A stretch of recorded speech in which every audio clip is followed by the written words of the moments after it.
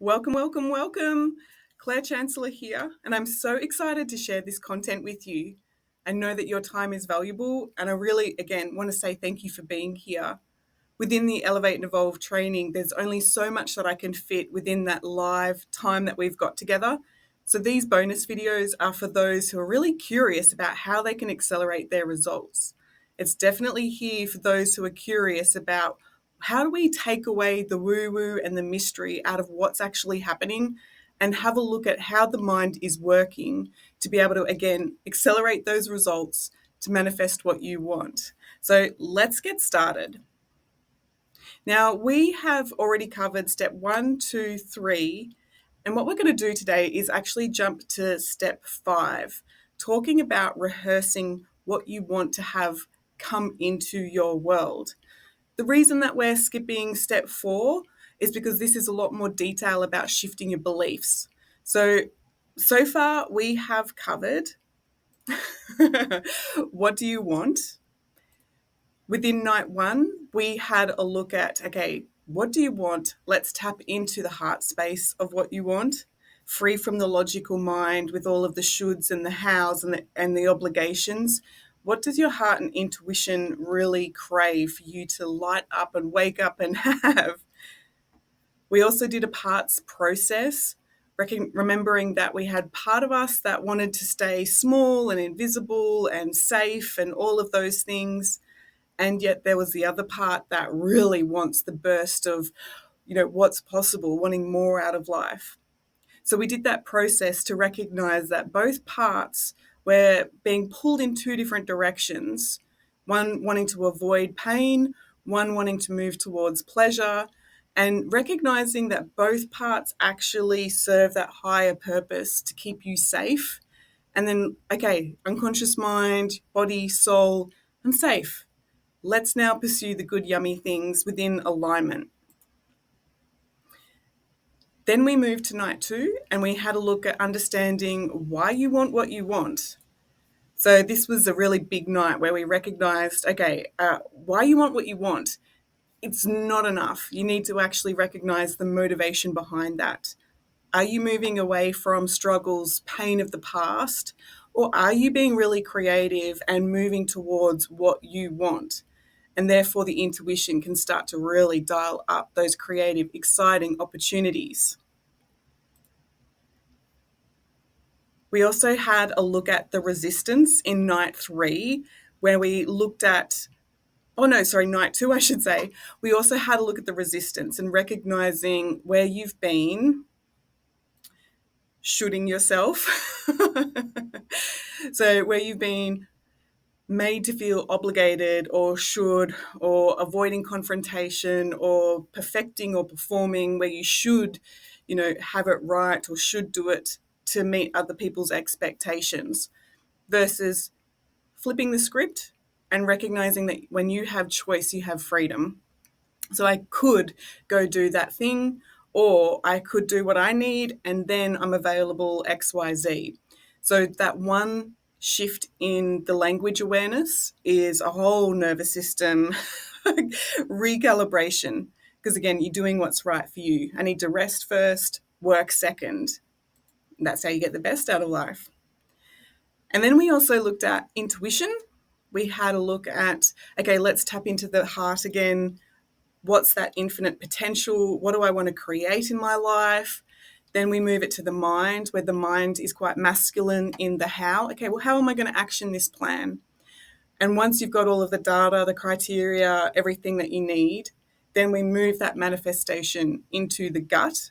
And this is the piece of your intuition that says, yeah, move forward or pause. Things aren't the right time yet. And so in this orientation, the heart, the mind, the gut, in that orientation is the aligned manifesting. But when we go from the mind first, okay, what do I need? What should I be manifesting? This is all that scarcity and lack coming to the surface.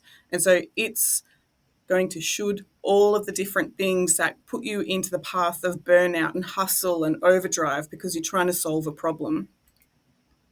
We then also had fun looking at signs and synchronicities, and that has been delightful to hear from everybody, their feedback, their insights. I'm seeing these numbers, I'm noticing this synchronization.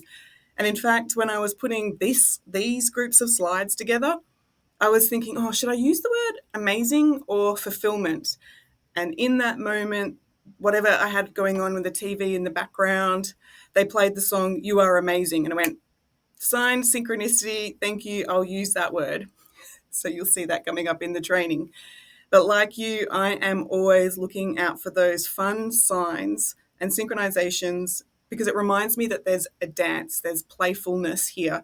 Gives me a giggle, gives me something that interrupts the stress or interrupts the spiraling of the mind. It's just like, oh, cool, let's play. And then in night 3, we had a look at what is actually causing your emotions to be so limiting. What's causing you to come down into scarcity, fear, limitations? And then we explored, well, there's a path here, what we can do to actually amplify your energy, come into that choice, come into that freedom so that doors open and find you.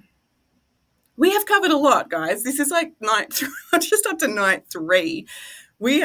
It's been a whole masterclass every single night, right? And we're already seeing results. The feedback I'm getting is that we're already seeing the manifestations and what people want start to show. And that's awesome because now we're building the belief that manifesting works. So as I said earlier, we're yet to cover step 4. This step 4 here is about recognizing the limiting beliefs, recognizing where you have taken on board society, carers, everybody else's ideas on how to survive. You've taken on their beliefs, and now you've been operating from potentially a limiting point of view. If you've been taught that you have to work hard to make money, then you're forever having to take that next step forward, always having to be working, almost hoping that money will show up. Compared to, and we know that there's those people out in this world that make a lot of money, they don't work very hard. And it's like, ooh, what's their secret? So that's what we're covering when we look at shifting the limiting beliefs. Yeah, here's another slide very quickly. The whole limiting beliefs of going, I'm not enough, this is just how it is, I have to work hard, powerlessness, all of that's putting you into emotions of feeling stressed, anxious, burnt out, insecure. And when we can shift that, when we shift that, the confidence starts to come up. You're following your intuition. There's freedom, there's ease, there's excitement, there's ideas flowing in. And this is where you embody that magnetism to attract in what you want. Okay, cleansing breath. So here we are. We are now going to look at some more additional content for those who are, again, curious about more pieces of the puzzle so that the power is in their hands. They know how to use their tools in the right way. We are now looking at ways to rehearse it. Rehearse what you want. Rehearse having it into this world. First, we're going to have a look at manifesting for beginners. Now, I know that you guys have been manifesting since day 1, and we've already talked about how you're manifesting all the good things and all the bad, dramatic things that have been happening in your world. But let's have a look at intentional manifesting for beginners. As I said earlier, we need to build the belief that this works. If you are thinking, okay, manifesting such a big deal, tricky thing, maybe it'll work, maybe there's doubt, maybe it won't work for me, everything else I've done doesn't work. And you know what, you're going to keep manifesting that. And I don't work at the surface level remedies and processes. I want to help you go deep so that you get results quickly. Life is too short to be trying all the things, like throwing spaghetti at the wall and hoping something works. We want to do what works first up. So as simple as it sounds, I would actually encourage beginners who are building up that belief, and that's the intention here. We're building the belief, the certainty that this works, more than the actual manifesting the car park. But I would encourage you to start to invite and look out for and manifest in the good car park. Now, listen, I am a mum of 4 daughters. I have been manifesting the good car park at school every single day now for what feels like 20 years. So my daughter Lily's 21. She's finished, obviously, she's finished school. There's no more pickups, but I'm still doing the pickups for Miss Madison, and she's 15. So anybody can do the maths. It's about 20 years of intentional getting the good car park. The extra layer, because Claire likes to make things complex in her world. No, I'm joking. I put my children's needs ahead of my own in the way that which school suited their personality type. So there was a chapter of time there where I had children at kinder, primary school, high school. I also had kids at, okay, this one's the arty one. She needs to be at the arty school. This one's more academic. She needs to be supported in that way. So you get it, right? I've been manifesting in the good car park. I should have the trophy. Anyway, if the good car park's not so important to you, maybe you don't even have a car, you like public transport or you work where you live, then think of the thing that you want to manifest in that's important to you, and not anything that's emotionally invested. It's just more of a dance and a play. So it's like, yeah, coins, buttons, feathers, much the same of like the signs and synchronicities that we looked at. The key to making this happen is to get into that childlike curiosity, like Peter Pan in his happy place. When you're anticipating that you're going to go out somewhere, you want the good car park, let yourself play with the idea of discovering just those tiny treasures. In your mind, you can also like get in the car, start to rehearse. Oh, yeah, I want that good car park, the one that's easy to get into, and start to play with the idea of like rehearsing it in your mind, pulling in. I know for my husband, he gets the good car park so easily. And when we worked through what is his strategy, he's not necessarily always looking for the empty car park. He knows that like somebody will approach their car, they'll get out and he'll get in, and he's happy to wait that pocket of time. He's happy to manifest that in so he gets what he wants. Me, no. My good car park is actually not at the door. My good car park's a little bit further away where I don't have to be self-aware of my driving skills. I pull into the car park away, happy to do the steps. So my good car park may not be your good car park. But you get the point, right? Pull in the delight and the excitement. That's, yeah, I asked for what I want and now here it is. Now, once this belief and certainty is created, once you recognize what your strategy is, it's like, yeah, I like the convenience, I like to be at the door, or I like whatever I like, I don't like waiting for people, whatever you've worked out is part of your certainty, then you can start to build upon the belief that the big things are going to work. Because truth be told, manifesting in the car park or the feather, your excitement, your delight, your expectation and excitement is the exact same strategy that we would put to manifesting in the 6 figures, the house, the car, the whatever, the travel. It's about giving yourself permission to be in that playful state, to rehearse that and build up that muscle to say, yeah, this is what I want and I get what I want. This is from that authentic place of where, yes, I'm self-led. I follow where I feel excited. You know, it's not that selfish scarcity place of those fake authentic people where they need to stand in the light and put shadows on other people. This is you being authentic to your playful way where you stand side to side with people and share the sun, share the light, and have fun with it. Now, interestingly, we can accelerate this even more. This is where the fun is, especially with personalized coaching. When you know that you do something well, when you know that you've got a strategy that works, the beauty is, especially working with someone who knows what to listen and look out for, is we can pick up that strategy and we can move it over to money or, again, what it is that you want. So let's say that you were incredibly confident at knowing like, yeah, I know, I know how to make myself a coffee, or I know how to get the good car park. Let's use that one actually. When you elicit how somebody already has certainty in the outcome that they get, then we can pick that up and we can move that strategy over to an area where there's been discomfort, relationships, money, communication, whatever. So it works like this. When I elicited Jess's or David's strategy on how they do what they do well, and I was like, okay, first I get in the car, I know what I want, I say to myself, yes, this is what I want. I then tap into my intuition and I call in the resources or the team, the guides to say, yeah, follow this impulse. I then pull up, I'm ready, I know that it's coming. I wait for somebody to get into the car and then I pull in. Now, that may just sound like, okay, yep, that's how you get a good car park.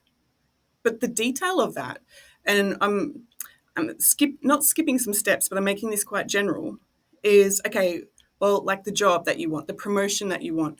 Okay, I know what I want. I take action to move towards that. So I'll put in my resume.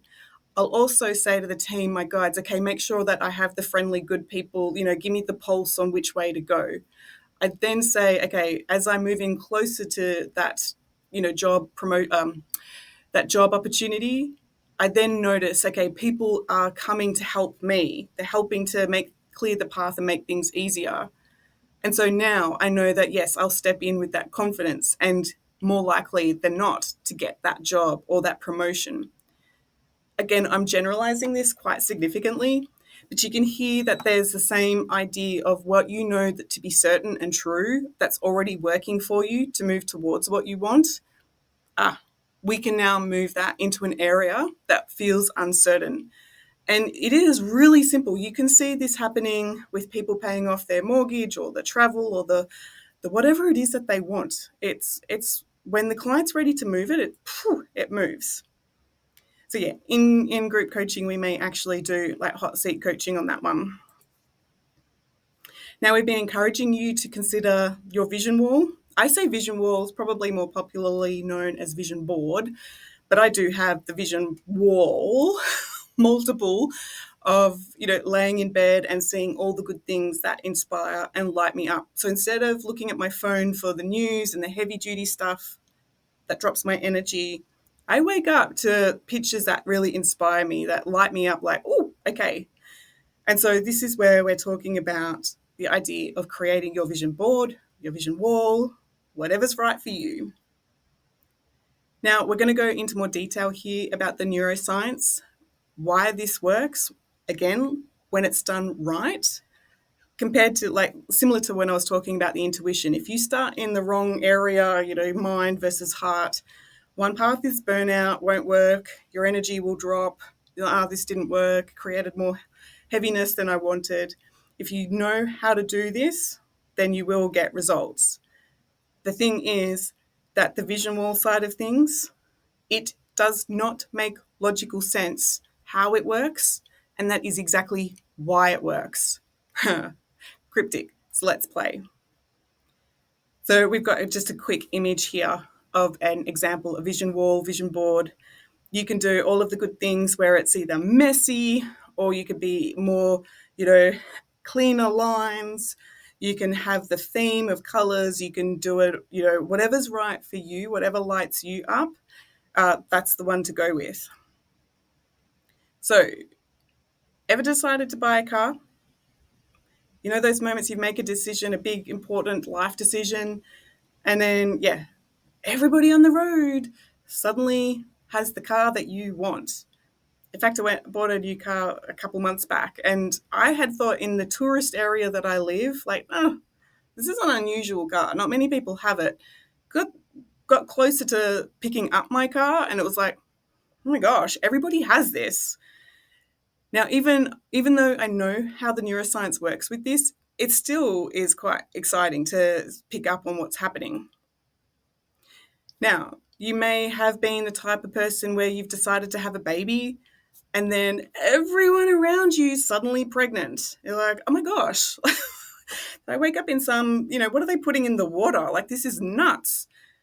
And yet a neighbor or somebody else may say, I may say to them, like, have you ever noticed the babies in your area, or ever noticed any pregnant women in the area? And they're like, no, that's not part of my reality. I'm like, interesting, right?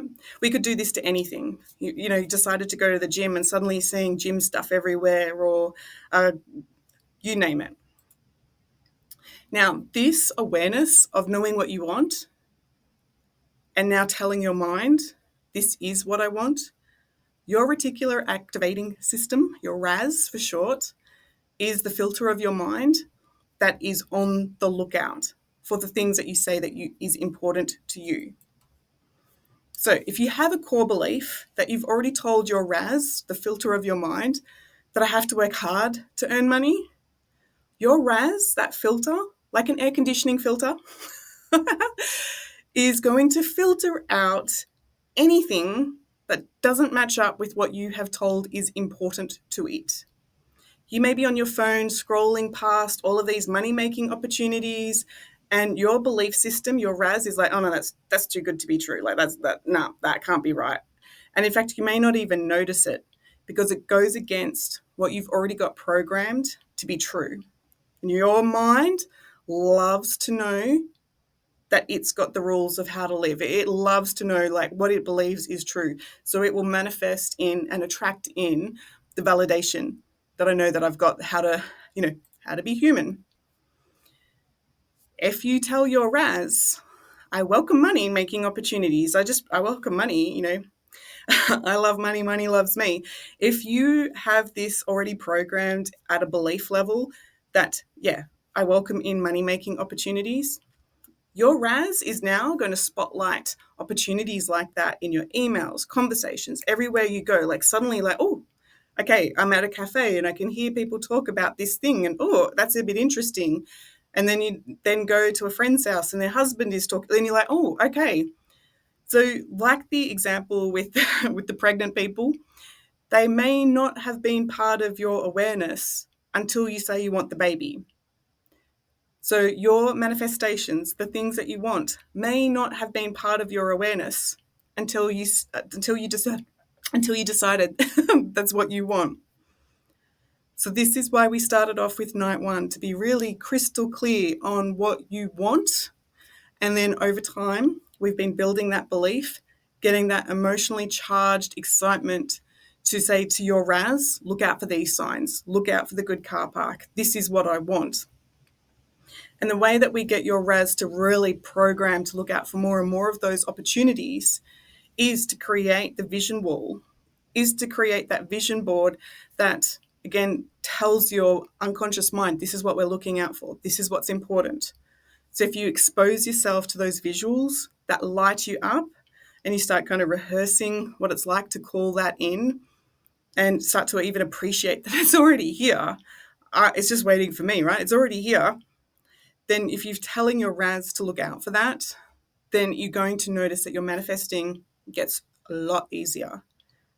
A simple one here for me has been, I'm really, really passionate about renovating. I love working with something that's already got character and then making it even more beautiful. And as simple as pulling up to my driveway, it being like a dirt old road, and then manifesting in my mind, no, I'm pulling up to that beautiful asphalted driveway, makes me feel good, it's smooth to come home, pull into my carport, my driveway, my garage, and start to rehearse it. So it's even as simple as, making your home beautiful, recognizing that every time you open that front door, it's like, yes, I'm opening the front door to everything that I want. So your vision wall needs to elicit that feeling of feeling amazing. We spoke about this in previous training here. It's like, pursue your passion with excitement. Pursue it. Follow those impulsive, excitable and opportunities. Now, we're talking about excitement. We're talking about feeling amazing. How do you know you feel good? How do you know how to feel good? Let's have a look at this, and let's have a look a little bit more about how the RAS is working for you or against you. We all have our minds. We all have that logical mind. We all have that part of ourselves that is quite rational. Your logical mind, its role is to think, plan, handle the practical demands of day-to-day life with that logic and that focus. So its number one rule here is to look out for criteria, data, facts. How do I navigate the day-to-day to-do list? And it's really ever scanning for like about 5 to 7 pieces of information at a time. What this means is that if you have said to your unconscious mind, or sorry, if you've said to your logical mind, I need to solve this financial burden, this problem, I need to think about how to solve it, it's not necessarily going to have all the ideas and options. Once it knows what's a good option, once it knows what you want from the heart space or intuition, it can be more practical now in providing the how, the steps, the phone calls, the what to do, who to approach. So the logical mind is not motivated so much by fun, unless you may be analytical in nature, the IT trainer, the person who loves to really analyze the insurance and risk assessments and all of those things. But truth be told, their reward is actually still coming from the unconscious mind, the reward of getting the aha, putting it together. So your logical mind is not looking for fun. However, your unconscious mind absolutely is. Your unconscious mind is the mind that was formed before you even had that logic. We grow up to the age of 8 or so, where the logical mind starts to activate and kick in. But before that, your unconscious mind, it is like a sponge. As a child, as a baby, absorbing the how to be human, how to do life. And so growing up, if your parents had told you, yep, the sky is purple, at that time, it's got nothing to go against it. There's no logic here. So it just accepts, yep, okay, the sky is purple. And reverse that, guys. Sky is blue. We know that. But your unconscious mind is the living photo album, constantly recording your experiences, quietly observing. It doesn't have that limitation like the logical mind of, holding on to only short bursts of information. It is on record the entire time. And we want it to be playing out like this. Otherwise, we would fry our brains. Once it knows, it can generalize how we open doors. Like, oh, okay, I've done this once before. I know how to open a door. Great. It's now put in to that photo album of how to open doors, how to drive, how to do whatever you need to do. Once it's in the unconscious mind, it's now the thing that is on autoplay. Whereas the logical mind, if I said, okay, well, how do you learn? Like, oh gosh, it can be quite cumbersome. So once your unconscious mind gets what it gets, it will continue to play out what it knows to be true. So the unconscious mind, again, keep in mind, it's not logical. It's more of that childlike, playful innocence, like Peter Pan. It is functioning much like your beloved pet. Your unconscious mind is attuned to feelings and emotion. The language part of your mind hadn't been formed when you were, a baby. So it is now looking out for that connection, safety, and reward. And so this is where those beautiful vision walls of yours must captivate the unconscious mind. It must captivate that part of you that lights you up, that gets excited, similar to a child that's playing. The child that's playing pretend, and at one moment they, pick up a stick with their sibling, and now they're playing pirates, or they're playing whatever they're playing. At one point, they've just gone from children to suddenly they're in a forest or on an ocean and playing heroes or Barbies.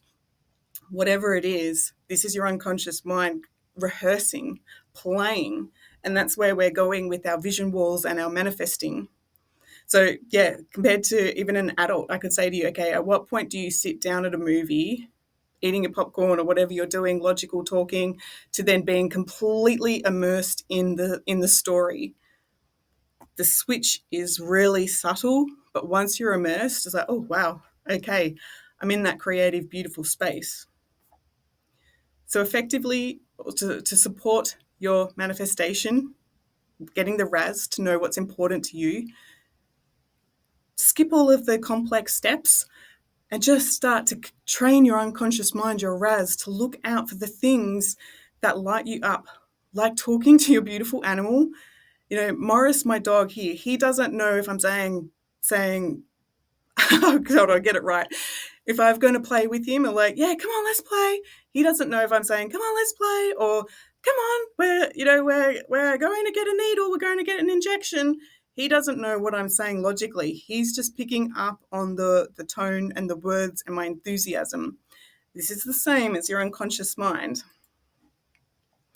Your unconscious mind, it speaks in symbols, sounds, images, colors, shapes, emotions. Again, anything that's not logical. This is why, sidestep, this is why the tarot works so well, because it's tapping into your unconscious mind and that unconscious wisdom, the photo album of your soul's journey. It is tapping into your intuition. It is tapping into all of the good things that is so much more enhanced than what your logical mind could ever create or do. With this is where we need to know that the unconscious mind, like Morris, is motivated towards connection, reward, pleasure, emotions, belonging, novelty. So if you can, again, put more of this into your vision walls, awesome. Now, again, this is why we see in marketing images like this that automatically connect in with the unconscious mind, the part of the mind that wants that novelty, that connection, all of the good things that dial up the connection hormones, the dopamine, the oxytocin, all of the good things here. And whether it's more on the sexual based or just the novelty, this is why it works. This is why it's a multi-million, if not billion-dollar marketing industry within the Coca-Cola brand and things like that, because they're talking to your unconscious mind. They're not talking about how logical it is to drink this drink and what it does to your actual stomach. They're connecting it to pleasure. Your RAS says, oh, I like pleasure. I want more of that. Anyway. And so, yeah, when we're talking to your unconscious mind, knowing it's motivated by attachment, connection, reward, emotion, belonging, safety, novelty, all of the good things, pick images that spark this, yeah? When your brain sees this on repetition, it's like, oh, okay, cool, this is what we're looking out for, more of this. And so you want to be mindful where you do put your vision wall or your vision board. As I've already shared, my vision wall is like the big wall in front of my bed. However, if you opened up my pantry, you'd also see all of these different pictures from good old Woolworths or Coles catalogue of food. And when people say, oh, what's for dinner? Literally open the pantry, get inspired. What are we going to make? So I don't have to logically think about it too much. But I also shared with you all, like, there was a chapter there where I was homeless and relying on food banks. And this is a luxury for me. And I'm still appreciative to say, yeah, cool, like we have fresh ingredients. We have all of the good, yummy food. So this is the thing that does light me up to say, yeah, strawberries, like they're abundant. They taste, they make my world so much better. And so, yeah. And in fact, all the girls, coming home last night, my kitchen's now smelling like salmon and whatever else they were making. Like, how good is this? Sorry, Mum, about the dishes. Like, no, you can have the dishes are no problem when you're enjoying what you're enjoying. So let's play with this. Let's play with this a little bit more. Let's get that certainty about how your RAS is working.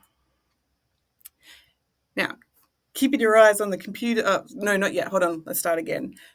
Think of the color green and have a look around the room of all of the green things that you can spot. I can spot the green on the computer saying like, yep, the camera's going, there's green here on my tarot cards, there's green plant over there. Yep, I can spot the green. Now, keeping your eyes on the camera now, I want you to not look around your room. I want you to think about how many blue things there are in your room. And you will notice that you didn't pick up on the blue things in the room. Maybe you did. Maybe you're creative and you know all of the good things. But in general, when you tell your mind, your unconscious mind, to look out for the green things, it's looking out for the green things. When you tell your unconscious mind to look out for the money opportunities, It's looking for the money opportunities. So again, you need to make the invisible visible. It's already there. You've just got to be intentional. And this quote, make the invisible visible, can work both ways. Because if you've got that block in front of you, then make that visible so that you can collapse it. Because everything that you want is on the other side of those blocks and those limitations, those limiting beliefs. We are not being like God and, materializing thoughts into actual 3D matter. What we're doing with manifesting is getting you to stop pushing away the things that you want. They're already there. You have to do the work, my friend, to get out of the hole, to change your perspective, and to notice that the things that you wanted was already there. You may have heard that metaphor, like with the radio. Like if you're on channel 2, how are you going to hear channel 7? You need to do the work to be able to come to the level, the time stream, where the things that you want is already there. It's that simple. So pay attention, take aligned action to get results. And when I talk about this, one of those action steps is to get playful and to create the vision wall that really excites and lights you up. You may say to yourself, oh gosh, I could never afford the holiday in Tahiti or whatever it is. Who knows? But it's like, I'm not working out the how. That's not my job. What I am working on is what excites and lights me up and following that. I even encourage you to play music and have fun when you make your vision wall. Do whatever you can to, again, dial up that excitement. Because when you're starting to feel good, your health starts to improve, your finances start to improve, people start noticing that, oh gosh, what's her secret?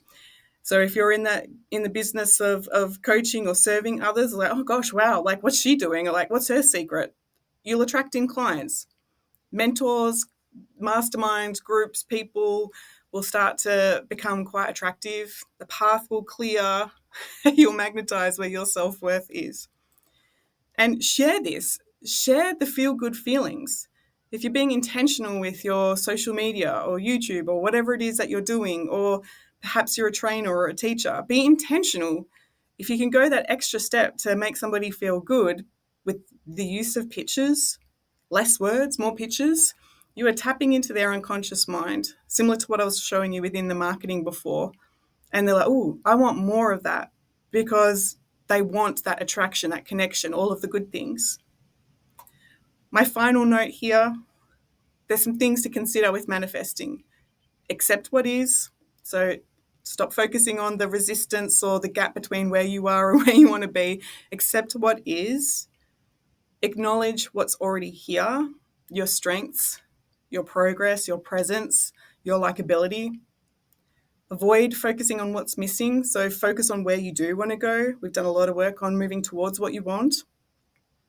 Appreciate what you have so that you build up that appreciation. You start to magnetize in more things to be appreciative of, knowing that it's already on its way. And start to accelerate your results by elevating, evolving to the truth of you, free from all of the layers of how you should be.